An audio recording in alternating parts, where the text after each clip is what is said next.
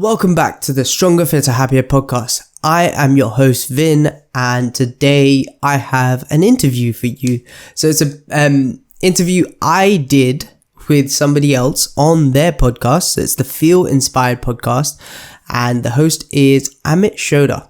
And it was a really great conversation that I really enjoyed, and I hope to have Amit on our podcast soon.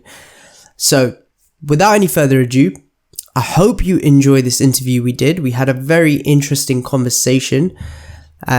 We talked about a whole array of things, but one of the things that I'm quite grateful that we got to speak about was my mission with Body+beyond and what I hope to leave in this world. So if that's of interest to you, then have a listen to this episode.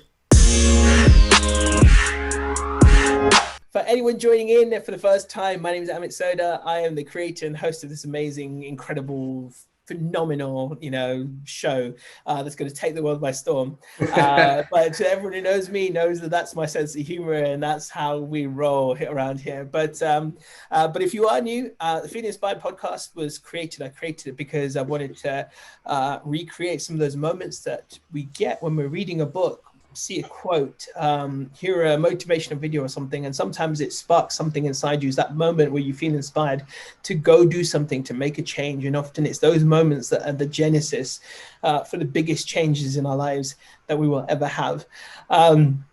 So I was hoping to recreate that by getting some amazing guests, and I have got an awesome guest today as well. And as always, I generally don't get to know my guests that well. Although I've known Vin for probably a number of years now, we don't actually know each other that well. And I like to keep it that way in one sense for the podcast, because then we get to find out more about you on here and your story and what's got you to this point as well. So without further ado, by the way, like I said, this is live on Facebook and YouTube. And of course, if you can't watch the entire live, don't worry, you can obviously watch the replay later. And of course, all the audio will be available for you to listen to when you're on your way to work, you're out for a run, you're going for a walk, whatever it might be. It's always going to be there, and you can catch the podcast on all the major platforms in a few hours' time. Okay, so without further ado, I'd like to introduce my special guest today as well. And one thing I will say about Vin is that he's I wouldn't describe him as a personal trainer. I'd probably describe him as something a bit more than that, but I'll let him intro, because I think he takes a bit more of a holistic approach. But I often see his videos that he posts with him and his team, and they're always showing people how to do the exercise correctly, and even more so now as well with it all being online. But I see you take a very conscientious approach and a very kind of caring approach to your clients and what you do, and I think that's always caught my eye. When I see it, I can see and feel how genuine you are in your in the way you want to help people, and I think that sometimes that's quite rare. So I think that's always caught my eye. That's something I've always felt from you. So, ladies and gentlemen, let's welcome Vin of Body+beyond. You can see his logo on his t-shirt as well. That is. So, well, thank you very much. Firstly, I was not expecting you to say any of that. It was right. Well, it's actually really nice that you see that side. Like, I don't know, sometimes it's when you don't know someone, you kind of make assumptions about people. And I guess I'm very honored that you feel that way. And that's the assumption you made, because that's what we not try to put off, because trying to put off something kind of makes it seem a bit not genuine. But that is like one of our strongest values at Body+beyond, to basically do the right thing. So it's like literally how we write it in the value, like always do the right thing. And obviously doing the right thing when you're a personal trainer is caring about the person you're helping or the people that you're helping. And that's how basically this whole thing has kind of come about in terms of starting and what we are now, because it started as like a one-man band and just me on my own. But yeah. And now there's a whole team of you. There's a whole bunch of, I see all you guys wearing your t-shirts, and I bumped into him as well when my wife was having physio at a particular gym, and I saw him there with all these people who were just like, one of those actually was one of my coaching clients as well, and kind of like, oh really? Yeah. So she'd never ever venture into the gym, and then one of those days when I was at the gym, I saw her there as well. She was part of your group, and it was just wonderful to see her there, and she was going at it, so she was that was, oh wow. Yeah, I didn't even know that she's never mentioned it. So point for her, and then obviously she went on to do to go to the next level, which is beautiful to see. Oh, that's brilliant. So, Well, that's literally what we're all about. Like, we help people become stronger, fitter, and happier, and than they were yesterday. And that's literally the way we operate and the way we work in terms of helping people and pushing them to be better, and kind of just basically chase that happiness and everything they want to unlock in their life. And we do it by obviously helping people with the goals that they have when they come to us. But usually, as everybody knows, when they go on like a fitness journey or a health journey, it tends to unlock a lot more than just feeling a bit better about yourself and the way you look. Yeah, it just goes crazy, doesn't it? So yeah. Absolutely, yeah, so true. Before we find out a little bit more about you, of course, the topic today was about chasing freedom and happiness, and perhaps we'll do a bit of a dive into the body, mind, soul connection as well. And I'll tell you, I'll just tell everyone a very quick funny story. So, as Vin knows, and most people probably know, like I'm quite avid now about taking my body and my training very seriously. And if people ask me, how's the training for the marathon going, I say to people, I'm not training for a marathon, I'm training for life. This is who I am now. It's part of who I am.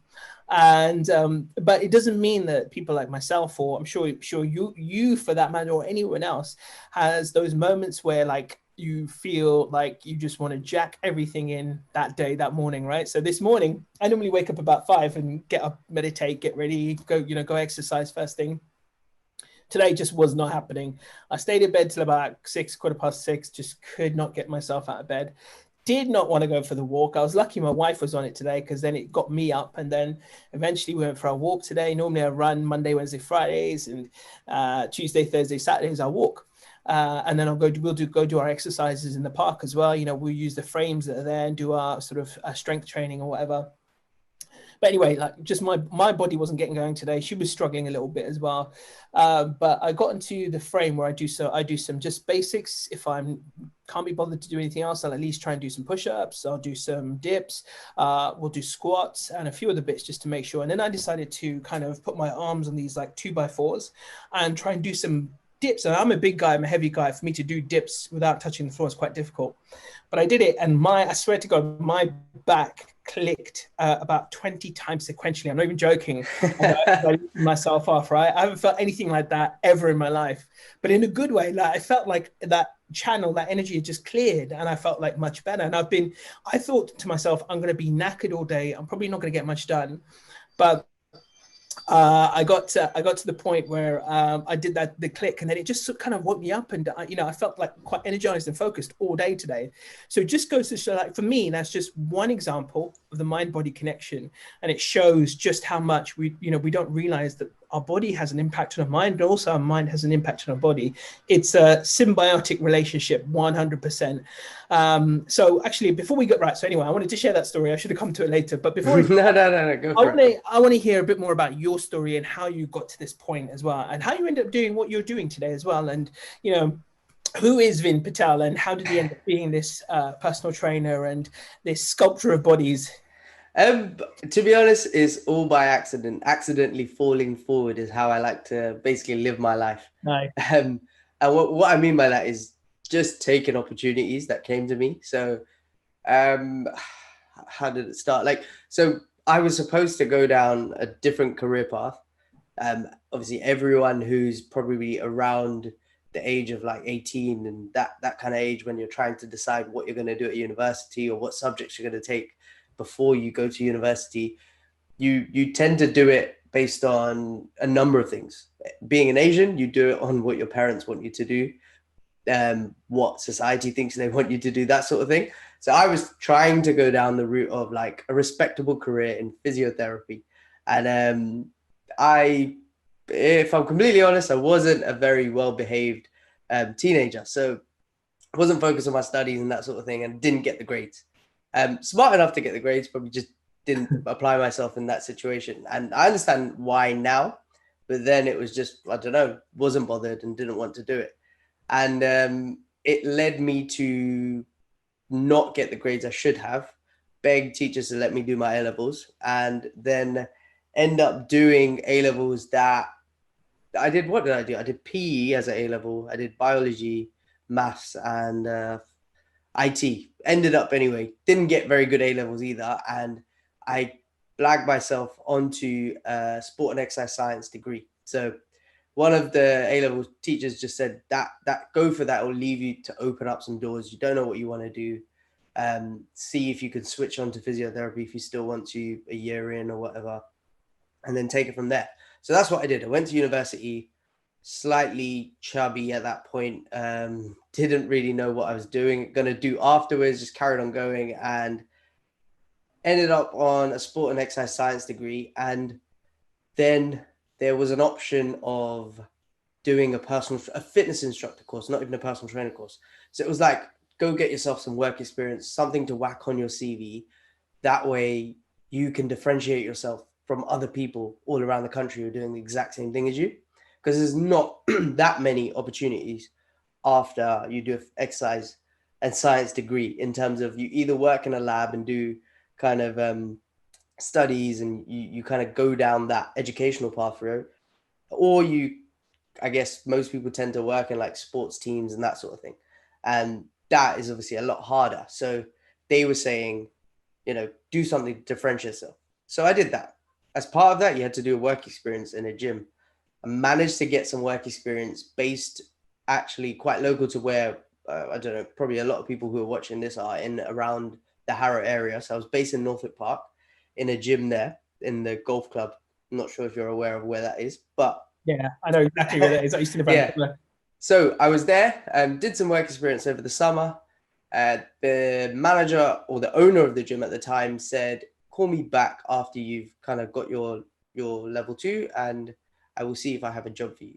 And I did. And he ended up not having any vacancies and said, I will call you back. I just thought, it's one of those things. It won't happen.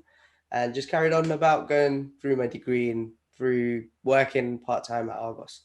Anyway, I got a call from him. He said, come and work. I jumped at it because it was more related to what I was studying, and it's something that I actually really enjoyed when I was there. And I started working out then as well. So I started to see changes in my body, feeling good about myself, starting to lose a bit of weight, all those sorts of things that most people tend to experience when they start the gym. And I just got the bit of the bug of like kind of looking after myself and working out and just enjoying it. There's no real kind of career aspect from there. But when I started working there properly and started actually helping people, then I wasn't doing personal training, but just taking care of members in the gym, showing them how to do things, writing programs, that sort of thing, and taking care of people. I just felt fulfilled a bit more. Like I felt like I was doing something that is worthwhile. Like this is a way someone should be living their life, in terms of like, you're helping someone else and you're getting something from it yourself, like you're getting a box ticked. And also I saw how the other personal trainers were working and, they were making like a decent living. And I thought, this is what I want to do after I finish. And I then decided to do a level 3 after, and then carry on from there. And fast forward a bit more, that's how it got started. And I became a personal trainer. As soon as I left university, I was like, that's it. The day I handed in my dissertation, the day I sat my final exam, is when I started working as a personal trainer and I started my business. And since then, I haven't looked back. I've just been self-employed, I guess, since 21, and just carrying on since then. Now 30 years old, and just trying to basically find freedom, find kind of happiness in my own journey, while providing the same to other people, including the people that work with us in Body and Beyond, not just the people we train. And that's literally what I'm on. Beautiful. That's a beautiful story. And it literally is almost impossible not to find some semblance of happiness when you're helping others to find it, right? Yeah. And I think that is like a natural byproduct. It happens when you're giving a lot of yourself, you start to feel quite fulfilled. You feel quite happy to see people transform. And like I mentioned about the person who's, training with you, I was a former coaching client of mine. And I see the fact that she went from someone who detested the gym, and then to see her at the gym. And I remember she and I having that conversation, to the point where she was in tears one day. And I was saying to her, look, you're going to have to do this. There's no two ways about it. and seeing the difference it's made in people's lives. I think there's no way you can feel bad about that. Do you know what I mean? Right? Everyone has Yeah. ups and downs, but the more you give, the better you feel ultimately, I think. And yeah, I think that's a beautiful story, man. And like it's amazing that you were at that stage when you were 20, even before that, of course, but at 21, just decided, right, dissertation done. I'm going to do this shit now. I'm going to go do what I love to do. And, not many people have that as well. I think that's quite a rare commodity in this day and age, and to see you do it, I think is a beautiful thing, I have to say. To be honest, it's like I said, I'm a bit like of an optimist. Like I always look at the brighter side of things and like try to think that things are going to work out at all times. And I'm not saying I'm not negative. Like, people have negative thoughts all the time, but I mean, I just look at it as like things will work out. And I'm a bit naive as well in terms of like how much work is involved in actually doing stuff like this. So I just go in and think, hope for the best and it will be fine. And that sometimes can be a bit of a hindrance and not the best thing all the time, but it worked out in this way. And that's not to say that, there weren't barriers in the way. There were a lot. Like I remember, you get asked, like you're in a lecture room, there's a few people in there, they're going, what are you going to do after you finish? Because it's the last kind of week or whatever of exams or whatever. And I remember the lecturer, I said, I'm starting my own personal training business. And he looked at me because I was quite chubby at the time. I wasn't in the best shape. I think I was about a size 34 waist. And when you're not very tall, like at all, that looks like you're almost like obese. So so like I was literally like, someone's looking at me like, are you really? Okay. And he kind of smirked, and that's all I needed. Like that smirk, it felt a bit like a punch in the mouth. And I was like, all right, I'm going to show you what I'm going to do. And that's how I'm always am. Like, not that it didn't knock me at the time, obviously when it happens, it always knocks you, like little comments and things like that from people. But yeah, that was a bit of a feel. And then, of being in like with Asian parents and stuff, like my mum, when I told her what I wanted to do, she was like, what did she say? She said, oh, why don't you work in a hospital or something as like a trainer in there? So you like rehabilitate people, because it's a bit more of a stable job, isn't it? Rather than self-employed in a gym. So she meant the best. Like she didn't say don't do it, but yeah, she was just saying like have some security kind of thing. And I was like, Mum, that's not a bad suggestion actually. That would be a good option for you. By the way, Kavita's asking. She said, "What do you feel gave you your positive attitude?" My mum, if I'm honest. Like I've thought about this a lot. Like where has it come from? Like because when I was really young, I wasn't a confident kid, or it came afterwards, like through high school and stuff, and just making friends and stuff. Like I just became a bit more confident, and then I lost it as I gained weight and things. But it came from my mum. I think she just was someone who, as kids, were like, "Don't worry, everything will be okay." She said it in Gujarati all the time to us, like everything's gonna be okay. I can hear her voice right now saying it. So I think I've just got that motto that everything's gonna be okay in life. And that's when I say I accidentally fall forward, in terms of like I just try to basically just live life in a way that just keep moving forward, keep trying, and hopefully things will work out, and usually they do. I think that's what Kavita is asking is, because sometimes people are afraid of that. And, you've kind of decided, you've kind of opted, I don't give a crap what happens, I'm just going to go for it anyway. And I think some people are very worried about the outcome, and that worry and that self-talk about the outcome is what stops them moving forward. And do you get that as well? Do you have like a little method that you use to kind of counterbalance it, counteract it? If I'm honest, the worst I've had it since like feeling negative is probably during this whole period of like lockdown and coronavirus and stuff. I've been scared, so scared, because I have a health condition. So basically I have an immune deficiency, so I don't produce certain antibodies and get ill really quickly. And that means that like I've been put into the vulnerable category and I have to shield. So like the really critically, like I got a letter from the NHS and stuff saying, don't leave the house. Oh, wow. Literally, don't even put the bins out. That's what it said on the letter. So I was like, what the hell? I was Wow. really alarmed by it.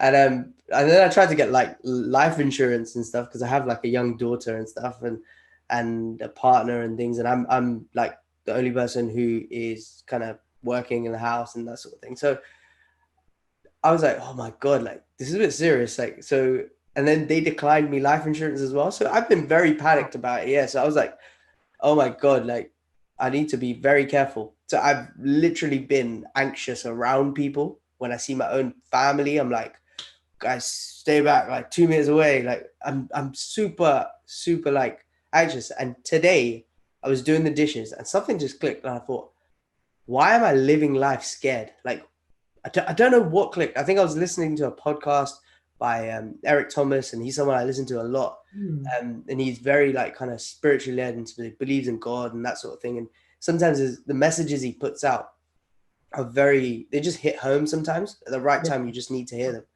And I can't remember what he said, but something just clicked and I thought, why am I afraid of something that is inevitable? Like I'm going to die one day. I don't know when it's going to be. Don't live in fear. Like be careful, obviously still. Don't be silly. Like I'm not going to just randomly kiss a stranger on the face. But I mean, like, ladies and gentlemen, watch out. You may see Finn coming up to you going.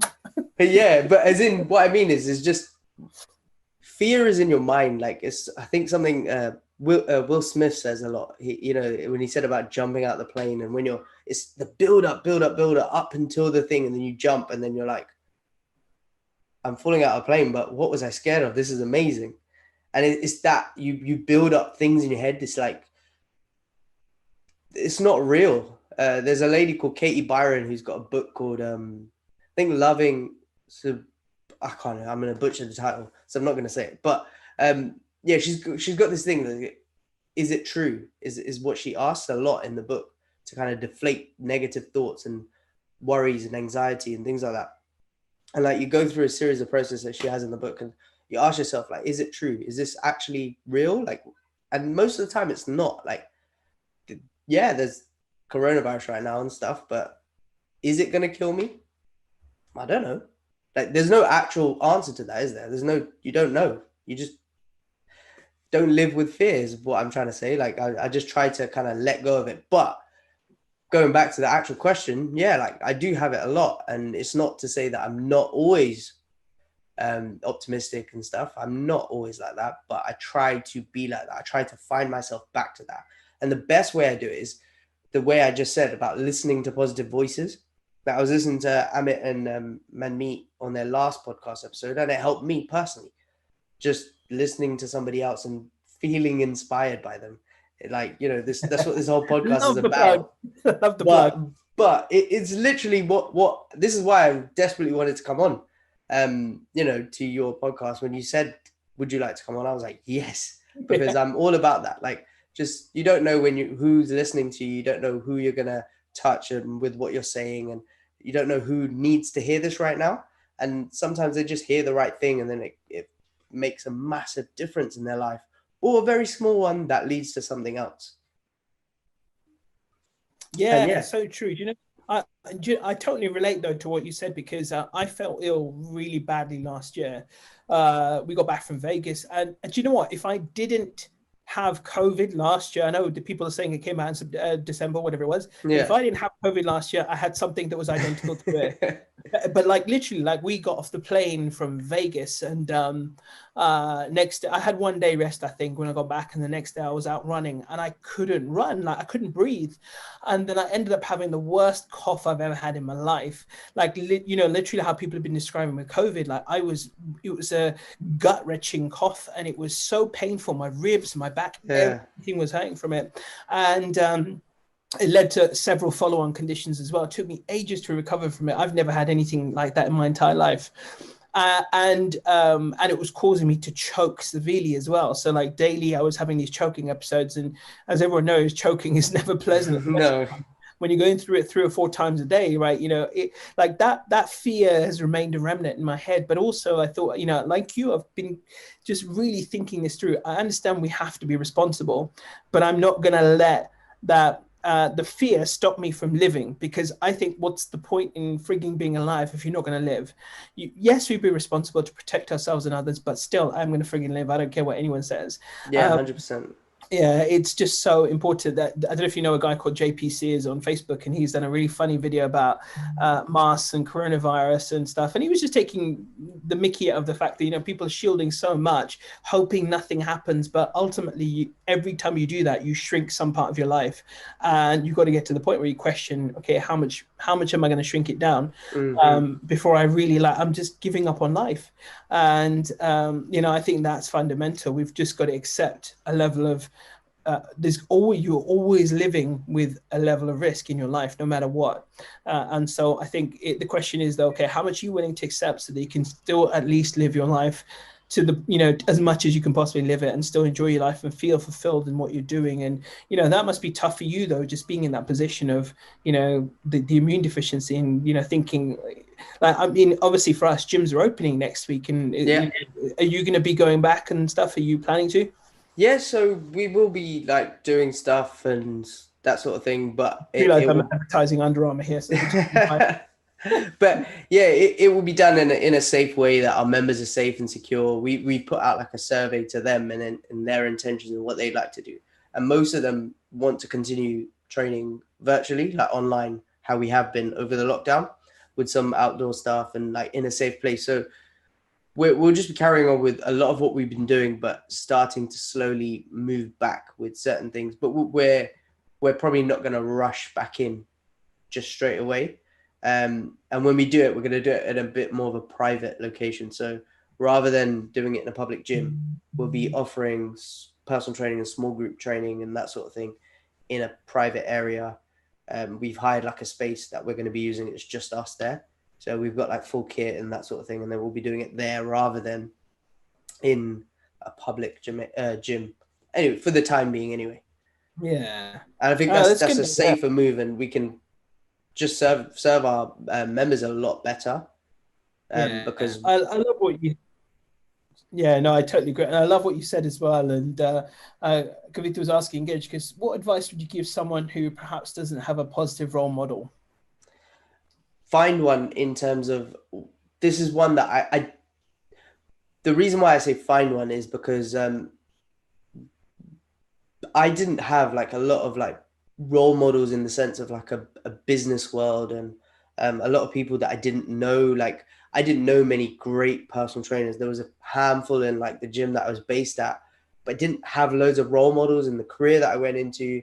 In the business side of thing, I had no clue what to do in terms of like how to run a business or what to do, any of that. And it was just finding people out, like seeking people on the internet. Now people have courses, like people have like free videos, like someone like I said, like there's a guy called Eric Thomas that I listen to a lot, and he's not going to be everyone's cup of tea, but he's just someone who resonates with me. And just he's got free videos on YouTube. You can pay for some of his stuff and things like that, but there's loads of people that you can listen to. And the more, I think what it is I think there's a saying about like your circle, your most inner circle, like the 5 most closest people to you impact you quite a lot. You can create those 5 people in your own ear all the time. Like, and I literally mean sticking in headphones and just listening to someone's voice in the morning when you first wake up, whether it's whoever you find inspiring, whoever you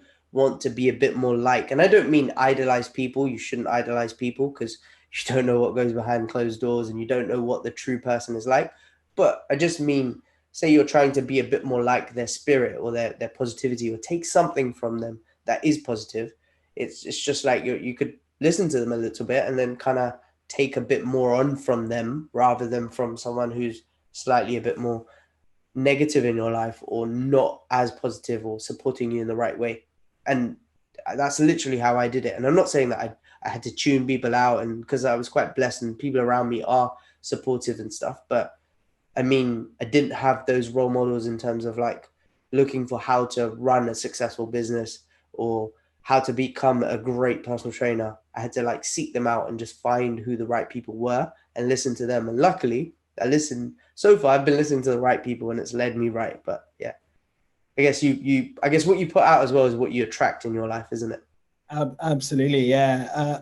And again, right, I think I'm going to just double up on exactly what you said, that, you can be with the people that who are your idols, not idolized, of course, as you said, right? But your idols, the people you look up to for what they've achieved or their skills or their mindset, whoever it is. And I was doing the same as well. When I was at the gym every morning and stuff, I'd have something on YouTube playing in the background, whether it was Eric Thomas or Simon Sinek or Gary Vee or Tony Robbins or whoever it might have been. Like, I used to listen to everyone, anyone and everyone that had that someone I thought is their words are going to kind of push me a little bit and just kind of really make me see things in a different way. I'll listen to them. And it makes so much difference. Like for me, that is one fundamental thing I tell people now is just whatever happens, there is so much crap coming in from every side. You know what? You can control what goes into these ears. You may as well take full control of it. Put your headphones in, listen to someone, as you said, listen to audiobooks, more into audiobooks now as well. And just, you're just then being fed all the positive stuff, the good stuff, or you're going to be being fed all the crap stuff if you don't pay attention to it.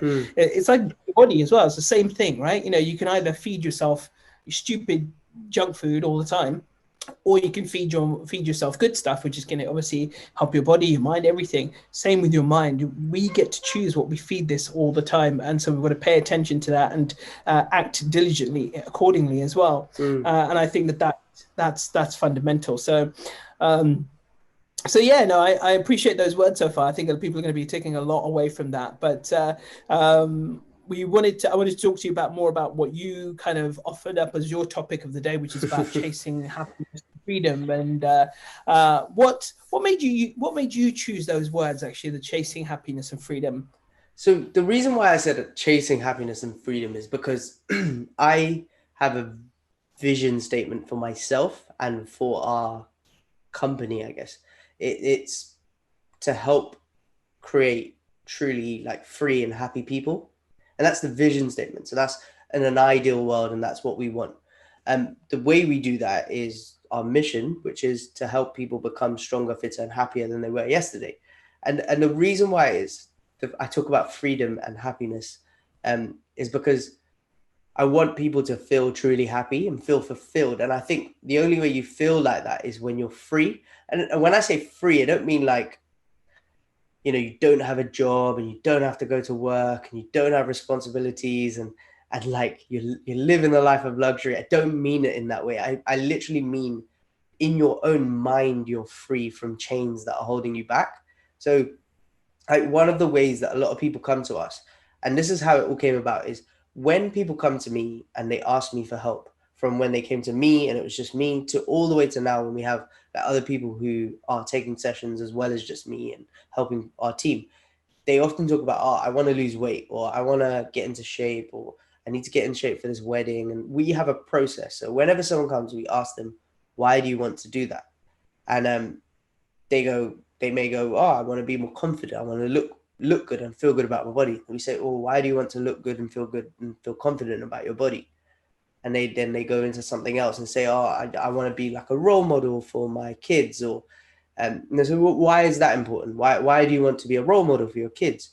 And they say, because I want to just feel like myself, and I don't want them to feel like how I feel. And I'm like, well, what is that? Like, how is it that you feel? And I feel restricted. Like, I feel like I can't do things that I want to do. I don't feel, and I'm like, is it, you don't feel happy? And they're like, yeah, like, I don't feel happy. I feel restricted. So I was like, it's just, I don't try not to put it in my words in their mouth, but often people come to the point that losing weight or getting into shape or whatever the X goal is often results in, I just want to feel free. I want to feel myself again. I want to feel happy with who I am. And that's why we do what we do, basically, is because we want people to feel that way, where they don't have to worry about the way they look when they get up, or where they don't have to worry about, would I be able to chase after my kids? Can I have kids? Can I, am I healthy enough to do that? Am I healthy enough to, be in a place where I can run around from my grandchildren? Can I go on holiday when I'm older? Is someone going to look after me in a wheelchair, or am I going to be self-sufficient in myself? Like all these things that people may be worried about, we don't want them to worry about. We want them to have the freedom just to live every single day in a state that they wake up. I don't mean always happy. I just mean being able strong enough and happy enough inside to be able to deal with life's things. So whether it is like a loved one passing away, like I don't mean you're going to feel happy then, but you're happy enough internally to be able to deal with that and keep going. And that's what I mean by free and happy. And that's really why we do what we do. We want everybody in the world to be able to feel like that. And my motto is the way you impact the world is by impacting one person. Because say I help, like, for example, you said this lady that, say we help her feel free and secure in herself and happy. She then may have the same impact on her sister, or say she's a teacher and she has that impact on the children she teaches.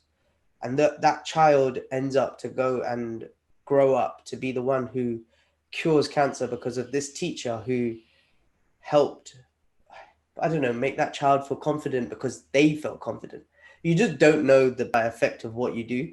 And that's the way I'm basically trying to change the world, if without sounding too arrogant or like kind of up myself, is just by helping one person in any way possible to help them then have another effect on another person, and so on and so forth. And then hopefully everybody in the world will eventually feel that way.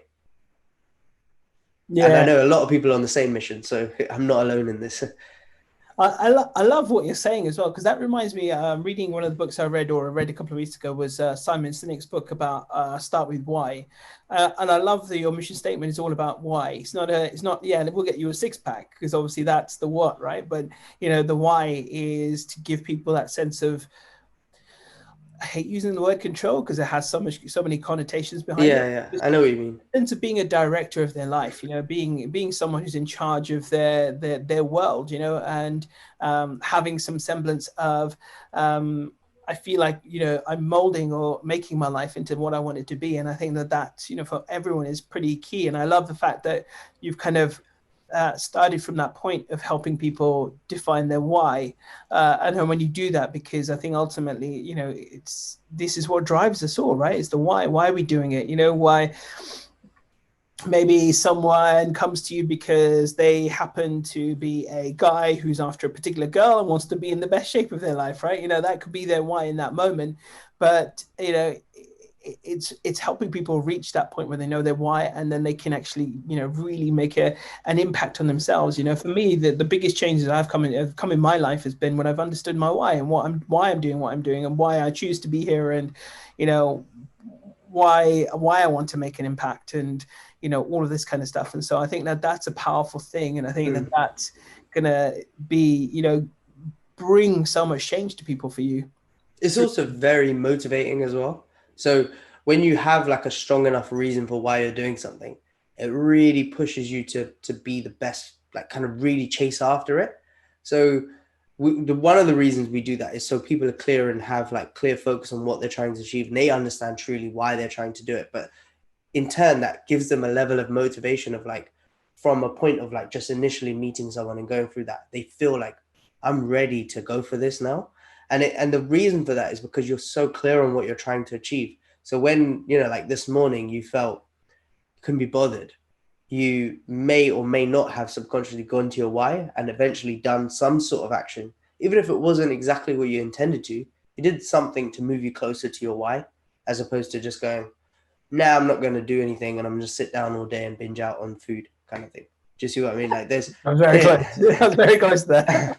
But it doesn't. Do you get what I mean? It doesn't have to be like, oh, this why is going to transform me, and I'm always going to be on it, and I'm always going to be 100%. I'm going to be clear and focused and keep going, and because I haven't felt like that over this lockdown at all. Yeah. But like it still makes you get out of bed and go, I'm just going to keep going regardless of how I feel.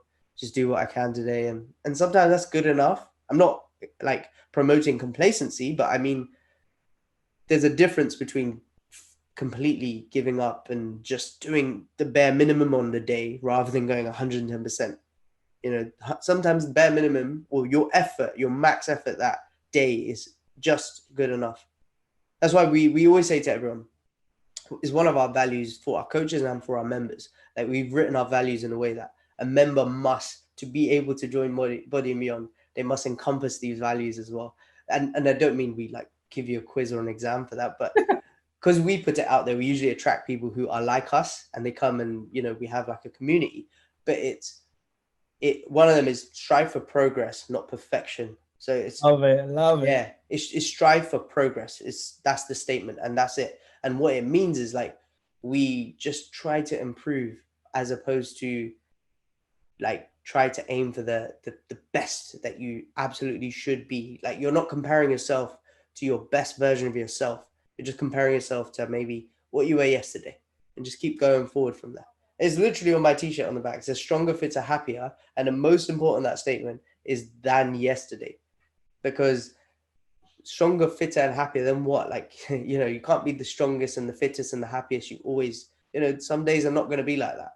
But as long as you try and improve and progress, you're doing the right thing. And that's how I like to live my life in terms of like progression and moving, like falling forward by accident is the whole thing that I get at, is like, it's a constant moving forward as opposed to staying the same, because there is no staying the same. There's only going backwards or moving forwards.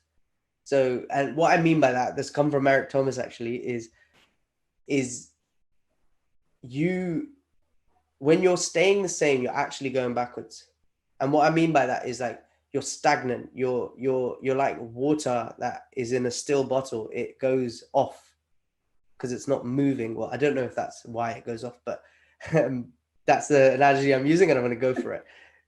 Constantly move forward. And it doesn't have to be like major leaps into like going from like, let's say you bought a house that's 3 bedrooms and you're happy in it, and then trying to buy a mansion. I don't mean like that. I just mean, not even in the house terms, probably a poor example, but I mean just constantly like trying to strive for like a little bit better in your life, and just not accepting that this is it, like, you know, this is it, this is how I have to live. Like that's what I mean. Just try to improve every day, live life in a way that makes you progress and constantly find new things and be better than who you were yesterday. Absolutely. And you know what, the thing you said about strive for progress, not perfection, I say that to people day in, day out, because, you know, it's a perfectionism that ends up making most of us stumble. I know I do it all the time, and I keep reminding myself, like, it's just about a little bit of progress, that do that 1% better than I did yesterday, you know, make that little bit of progress. And I was injured. I think it was back in March. I think it was. I injured my knee, and I know for a lot of people that would have been a big stumbling block. And I thought to myself, you know what? I'm not going to stop training. So literally, I put the word out. I said, "Has anyone got any crutches? I haven't got time to go to the hospital and get crutches. Has anyone got any crutches?" Luckily, my next door neighbor had some. I took the crutches off his hands, and the next day I ended up doing 13,000 steps on crutches. Wow. And but I didn't, like you said, right? Sometimes it's easy to become complacent as well. And I wanted to make sure I didn't become. So I thought, right, okay, cool. For me, I'm going to train more today than I did yesterday on one leg. And I did it. And, you know, the next day, I think I did even more. I went to 14,000 steps. I probably did more on those 2 days than I did on an average day, right? You generally average about 10,000. But whatever happens, though, I do kind of just aim for a bit of progress. And I think that and what you said about, you know, the why thing for me this morning, actually, it's what got me out of bed. Literally, it was that my wife prodding me a little bit as well, tiny bit, but mainly it was my why. And it's become such a habit now that it's just going to enter my head and then boot me out of bed naturally. Yeah. And, you know, you have to get that momentum long enough that eventually it becomes a habit. And it, you know, gradually becomes easier. You know, you have to use less and rely less on your willpower, and suddenly it's just becomes automated in you. Yeah. But yeah, no, I think that's a beautiful thing what you said about your motto and your statement on your t-shirt, and it's a powerful thing. I think that should definitely not be underestimated. Yeah, definitely. And I don't want anyone to be confused by that either. When I say progress, I don't mean statistically speaking. Like, so Amit said about like going for 14,000 steps. You may be that hurt that you can't walk the next day. And what I mean is, if getting out of bed is your effort of progress, so I mean progress in terms of like whether it's your effort, whether it's your mindset, whatever it is, like try to push forward and don't let like, you know, your standard slip is what I'm saying. Is like, you know, I said this to my brother the other day about like, you know, like often people get especially like in our Asian community, he just graduated and he did really well in his exams and stuff. And often you congratulate someone, you're like, well done, you got this, you got that, you got this result. And they think that that's what they need to do to get that same thing again, like that reward or that praise from their parents or siblings or whatever. And then they keep chasing these like metrics. And I said to him, I'm not proud of you because you achieved this, you know, you got a first in your degree. Like, that's not why I'm proud of you. I'm proud of you because you didn't give up. You went through struggles. You pushed and you gave your effort. You didn't go, I'm just gonna throw in the towel because it's hard. There was points where he didn't want to carry on, and I was like, regardless of what, if you don't really want to give up, like because it's not right for you, that's fine. But what I mean is just keep going if it is. And the effort is what I praised, and that's what I mean by progress in terms of like push forward in your effort rather than just trying to chase a number or a statistic, or you know, because often that can lead you to a big doom in the end as well. You have to be smart as well. You know, say you're sick and you can't, let's just go back to training with weights. If you lift like, I don't know, normally you lift like 20 kilos, it's going to be for everyone in the 2050s trying to go back to the gyms. If you normally lifted an X amount or you trained a certain way and in the lockdown you haven't been able to train that way, don't kill yourself trying to do what you used to do or beat what you used to do. Just push your effort in the way that, you know, like you tried your hardest that day. So your effort level is better than yesterday, or it was slightly better, or at least you matched it. It wasn't done in a way that, you know, you just gave up because you felt a bit rubbish. Give your best any given day rather than your best ever. Yeah, I like that. That's true. That's a good piece of advice, actually. It's a good soundbite as well. We'll use that for sure. I think that's definitely an important thing as well. Moving off topic ever so slightly and stuff, I wanted to get your thoughts. What's your thoughts on the whole kind of mind body connection? I sort of alluded to it a tiny bit earlier, but how do you feel about, you know, the impact that the body has on the mind has on the body, and how they work together? And what's your thoughts on that? I think there's a major, like a really big connection between the two. Like I'm very evidence based in terms of like what we do is, you know, is very science led. Like we always go by what the science is saying, what the studies are saying. I sound like one of those people on the news right now with coronavirus. We're following the science. Um, but what I mean by that is like even the science says that you impacting your body, like in terms of like training and stuff, has a positive effect on your mind. It literally releases chemicals and hormones in your brain to make you feel better. And if you feel better, you generally just have a feeling of wellness. In your head, you're going to feel healthier, if that makes sense. So from a mental health point of view, has a major impact. And like in terms of a mindset thing, that puts you in a good place to be feeling good. And there's like there's some studies done, and I can't quote them off the top of my head, but on even things like cancer patients who believed they were going to get well, and cancer patients who didn't believe they were going to get well. And the people who generally have belief that they're going to get well tend to actually not always get well, because it doesn't work like that with cancer, but they had better results of getting well than the people who didn't believe they were going to get well. And that says something, like that, you know, how you think can impact physically how you feel and like what your body does in terms of a health perspective. And also how you treat your body definitely has an effect on like how you feel. Everyone can say after a workout, unless it was like something that you literally, I got injured or something, most people tend to feel good after a workout. Maybe not right away when you're that was really hard, but afterwards you tend to feel the benefits. And like you said, like, you know, you just felt really good today after that, you doing those dips and accomplishing something, because that's a sense of accomplishment. This is why I love weight training, because you get a very big sense of accomplishment from like lifting a weight that's really heavy, or even like running and stuff. Like you know, I don't know if you've most people feel the runner's high.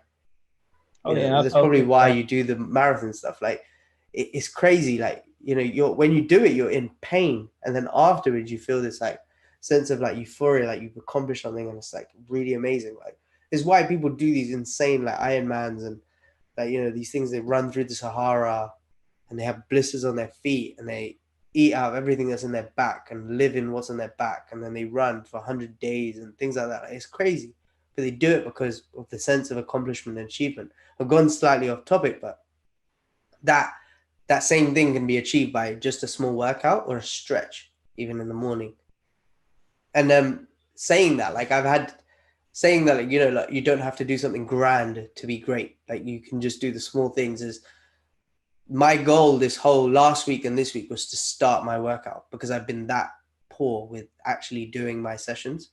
I've been training like, this may sound like an achievement to a lot of people, but as in like I've been training like 2 to 3 times a week. And for me, that's failure, because the program that I'm following is to train 4 to 5 days minimum. So for me, that's like, I'm not hitting my goal. And I was like, oh, I'm ready to just pack it in. I'm just gonna write a new program for myself and quit on this and, not do it. And I thought I just listened to something on Sunday, and it came to me, and it was like, it was something about habit stacking. So I thought I'm going to try it, where you stack one habit off the back of another one. Atomic Habits? Yeah, that's it. It was I watched his YouTube video, and James Clear. James Clear, yeah. And I need to listen to the book, the audio book. Amazing book. I think I listened to it about 5, 6 weeks, 7 weeks ago, actually. Yeah, okay. Really good book. Yeah, I'm gonna have to listen to it, because that little 8-minute video was amazing, and he was talking about stacking a habit off the back of another one. So it's something you do every day. Yeah, I'd actually rate that as one of my top 5 personal development books of all time. Oh wow! Okay, definitely downloading it after this podcast. Yeah, so I did that, and I literally, after my morning coffee, I thought the thing that I said I was going to do was start my workout, not finish it, not like do some crazy workout. Literally start it, and I always start with a warm up. And my intention was to start it. And guess what happened last week and this week? So far is I trained 6 days last week and trained once this week. I missed yesterday. I just managed to do the warm up because I didn't get enough time, but still got it done in terms of like starting it. And today I finished the workout that I missed yesterday. And it's literally, what I mean by that is just progressing and like keeping going forward and just trying not to go crazy with what you're trying to achieve and the goals you're trying to set. Even those small things that you do, like little things that are physical, can have a massive impact on how you feel. I've been very productive today. Yesterday, not so much, because I missed that start. I didn't do what I was supposed to at the start of the day. And I felt like I didn't feel good. And I know that if I'd done something physical in the start of the day, I probably would have felt better. And it's the same thing with people who find like meditation the same effect. So they start their day with something mental, feeling good. And I do that on the weekends. So I don't work out I tend not to work out when I wake up. I'm with my daughter normally on the weekends first thing. And we play feel good music while we have breakfast. And it puts us in a really good mood. And maybe not her, I don't know. But I always feel good, and just something mentally to make myself feel good in terms of, and I tend to dance, and it makes your physical, affects your physical. So yeah, if that's what you meant by the mind-body connection, that I do believe in it. I do think it has a major thing, and there's science that backs it as well. Don't worry, I'm not going to ask for a dance demonstration for you. Oh, please don't. No, don't worry, you're safe there. No, great answer. I think it's so very true, and I think that I would say, just to add to that from my own experiences, that more and more I'm starting to realize just how interconnected they are. There was a period of time where I went through, and I think I probably kidded myself a little bit, that the mind spirit was more important, but you realize actually that's not true. And anytime I come across anyone who's in that position now, I obviously I don't try and force my beliefs onto them as well, but I say to them, look, but tell me how you're truly feeling. If your body's feeling like crap, there's a reason for it, and you've got to start looking after your body as well. And that was the truth for me as well. I was feeling like crap, so I made a whole bunch of changes 2 years ago and decided I'm not going back, and I've never been Mm. back since. Um, and the other thing I wanted to say to you, in particular to you as well, was that I just want to say thank you for your honesty, because I think that that's quite rare. People say they talk about their struggles and exactly what you're even going through recently. Sometimes people need to hear that. They need to know that you people like you and I, we are superheroes, but we have our we do have our kryptonite days, right? Today I had my kryptonite day, and I've got no qualms about admitting it. It's just one of those things. I literally would have happily gone back to bed this morning. Um, and funny enough, for me, I don't know what it is, but I find it harder to wake up early in the summer than I do the winter. And I love the summer more now than maybe it's because I'm just so happily comfy in bed. But in the winter, I'll wake up very easily. 5 o'clock on the dot, I'll be up. And, in the summer, snooze, snooze.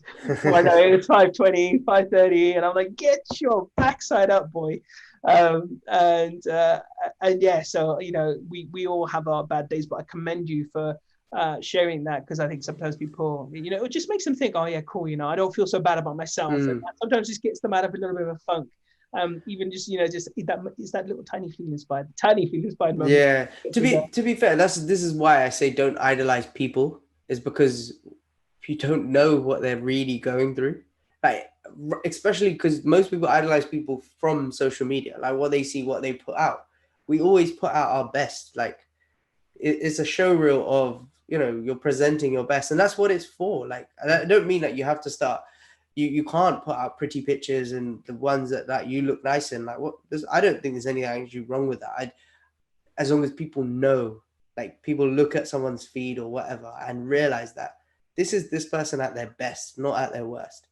You haven't seen that person at their worst, and because they probably just look like you on a day-to-day basis, like, in terms of they don't look polished and perfect, and that's fine, and that's how you should realize that everyone's like that. I think I've said it on so many times before. This, I don't know where I've got it from, but someone's probably said it.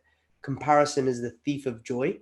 Yeah. And Theodore Roosevelt, I think it was. yeah, so me, I'm the quote king, man. Yeah. So comparison, I'd never try and claim something as my own. Someone's always said it, and I've taken it from somewhere. But oh, don't worry, I've stolen one or two. Fine, don't worry. Yeah, comparison is the thief of joy, because, like, when you compare yourself to others, you're literally just taking away your experience of, like, just being present in yourself, without sounding too, like, airy fairy. Just be present with who you are and what you're trying to achieve, and focus kind of like a bit more tunnel focus, tune the noise out, and, like, take inspiration, but don't be idealistic of someone, because you'll end up, like, always falling short of something that's not true. Yeah.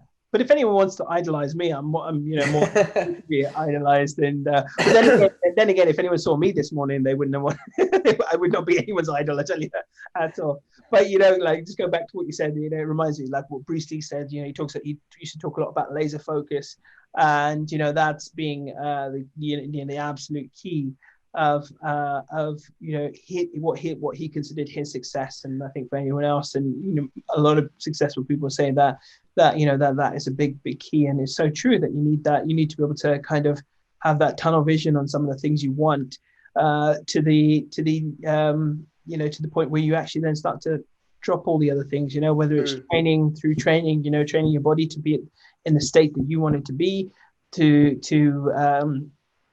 achieve the business that you want. I'm sure there's people going to look at your business success and think, great, I want a piece of that. So I want to do something and be successful in business. And so, I could, again, completely agree. I think it's a very powerful piece of wisdom that I hope people take on board, and acknowledge as well. It's just such a fundamental thing.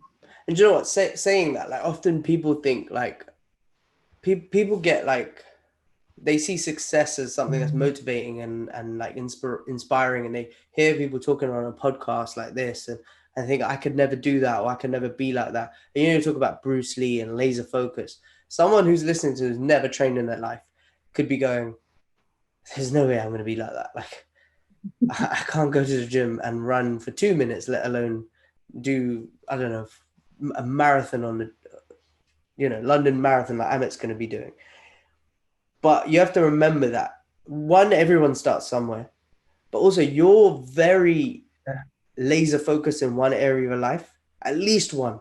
You're success. You're either a successful like a parent, or you go to work and you give your best, or you've done something that someone somewhere finds admirable and inspiring, and there's something about you that you give everything to. You can take that and apply it to anything in your life. You just have to create the same level of motivation. Often people, no one will miss a kid's drop off. Like, they don't go, "Oh, I can't be asked to take my child to school today. They're just gonna have to stay home. School's not, you're not going to school today.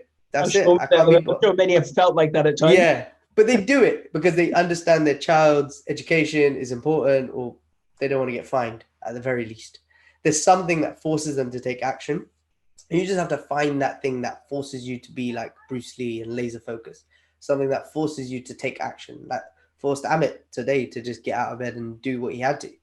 That forces anybody to keep going at crazy times like this, when your business is about to collapse or whatever, and you just wake up and you try to save it. Or, you know, I don't know, you might be listening to this thinking, I want to get started on my health and fitness and don't know where to start.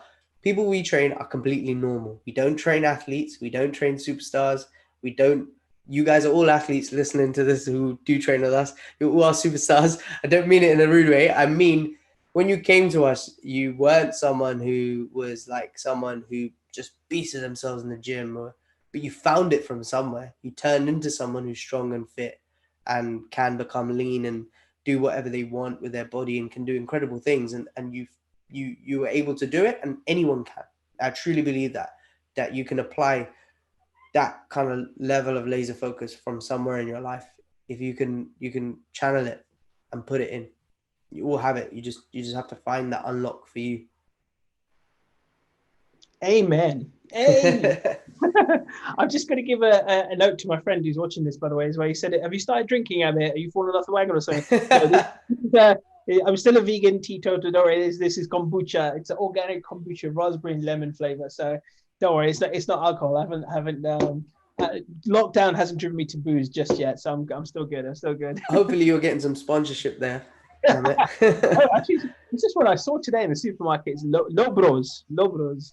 Send them a message. Say, yeah. become the podcast sponsor. Yeah, you never know. You never know. They might be listening, and then they'll, hey man, we found our spokesperson. Yeah, no, brilliant, absolutely brilliant. We're coming to the close, but before I do that, I usually ask my guests one or two questions that kind of just to finish on, and I think we're going to make yours slightly different. I think for me, one of my things that I would like to achieve physically is I would love to push myself to do an ultra marathon, I think, which generally minimum about 40 miles. So that's one thing I would like to potentially do. I've never done like the London to Brighton bike ride, for example. Okay. If it comes back, I think that's something I've started cycling again. I started cycling now as well. So that's something potentially I would also consider doing. But in terms of you, what's one physical thing that you would like to accomplish? Have you ever been tempted by an Ironman, a triathlon, or is anything like that for you personally that in terms of your journey of chasing happiness and freedom, is there something that you want to achieve like that? I don't actually. I don't. Crazily enough, I don't. I did do like this, the Spartan race and things that by, I think it's Reebok. I'm not sure, but yeah, I did one of those and it was great. Like you really, I got the bug straight away after, and it slowly fizzled out and went away. It just wasn't high on my priorities. I just do it to feel like keep going in terms of a health point of view and just stay strong and fit. And that's my motivator. But saying that, I'm always up for a challenge. So if it was put to me, I'd probably take anything, to be honest. That I'm not one to shy away from something. So Hopefully, I haven't set myself up there. I feel like Amit's gonna ask me a question that I don't want to I'm answer. making a note now. Now that I know, I'm going to set you a check. You know, when I do take on my ultra or something, right? I'm going to be like, oh yeah, Vin said he wanted to do it, so I do something. Yeah. To be fair, like I actually, although those types of workouts aren't the productive ones, that they're not the ones that you should be always doing. But I really, really like those ones where um, they're just there to almost see what you're mentally capable of rather than what you're physically capable of. So I train with a guy called Andy McKenzie, and he has like a systematic programming and things like that, like that make you fitter and stronger and so on. But every Saturday he posts a workout in the group called a gon, and I can't remember the acronym why it stands for that, but it's something to do with like Greek gods or something. But it's a mental challenge anyway. What the acronym stands for, and it is to test your capabilities of what you are like mentally, and it's a choice. You don't have to do it. So if you're not feeling like it, you don't take part. But like this Sunday, I did it, and the one that he posted this week, and they're always tough. They're always very grueling. They're always very demanding on your body, but more so on your head because you constantly feel like I can't do another round of this, or that the reps are so high, or the distances are so long, or whatever it is. But I really like those workouts because they almost give you this kind of level of self-confidence. You know, the marathon, it's not for everyone. Not everyone can do it. If you can do it, you're quite high up there in terms of fitness levels. It's an achievement. It's not something that you can just, wake up and I'm going to run a marathon today. Some people maybe, but for most people, it's not like that. But so when you actually achieve it, you feel a sense of accomplishment. And I love that after a workout. So any workouts that kind of create that kind of, you have to dig deep within you, I love. Yeah. So yeah, any kind of challenge like that, I'd probably love as well. Yeah, no, me too. I think sometimes just when you're challenged, right, it's just something that gets me fired up. You know, I don't know if it's the male ego thing or whatever it is. I don't know, but it's just nice to be challenged. And I was even thinking today that there's a chance that the marathon may get cancelled actually again. Yeah. But even if it is, I'm actually planning to go ahead and run 26 miles that day. So I mean, it'll be different because you're spurred on so much by the people around you. And part of that is the beautiful social aspect of it as well. Like when I ran the marathon back in 2012, the amount of people I met and came across, like there was one guy who was running his 666 marathon, and there was another guy, and these like guys in their 70s and stuff, and all they do in their life in their retirement is they go around, run marathons, raise money for people, and that's it. So they just enjoy it, they love it, they love the community thing. But I think for me, it will be the mental challenge of just doing it, pushing myself to do it, and see if I can. I think I've heard you on another podcast. Sorry to interrupt you, but like you said about you completed it, but you didn't run the whole thing, right? And that's That's really right. Yeah, bugged that's you. it. Yeah. Yeah. So that on that day when you're running on your own, obviously it's going to be a lot harder. Oh But you yeah. need to remember that Oh yeah, yeah, feeling. yeah, Of, definitely. yeah. And So what was even worse about that was just as I was approaching the finish line, I got overtaken by that 101-year-old Sikh guy. And I don't know, that's not even a joke, like him and his entourage came running by, and oh, he pipped me to the finish line, and I was crying almost. oh, really? My Oh, 101-year-old man. Now, obviously, I wasn't. No, it wasn't a race against him. But just that little thing just in your head goes, "What the hell? I've just been overtaken by someone that age." yeah. As But long as competition doesn't consume you, I think competition is healthy. Like it can push people on.